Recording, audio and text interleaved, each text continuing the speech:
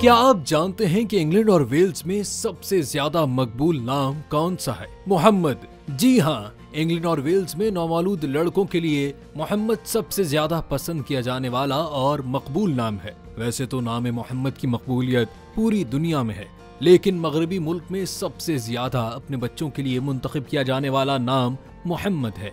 ये बात काबिल जिक्र है। इससे कबल इंग्लैंड और वेल्स में नूह मकबूल तरीन नाम था, जिसे 2023 में मोहम्मद नाम ने पीछे छोड़ दिया है।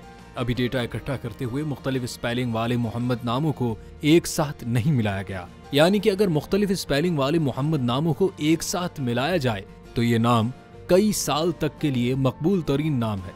इंग्लैंड और वेल्स में लड़कों के नामों में दूसरा मकबूल नाम नूह और तीसरा मकबूल तरीन नाम ओलिवर था। मोहम्मद नाम इन इलाकों बशमूल लंदन, वेस्ट मिडलैंड्स, यॉर्कशायर और नॉर्थ वेस्ट, जहां मुसलमानों की आबादी ज्यादा है, उनमें बहुत मकबूल रहा।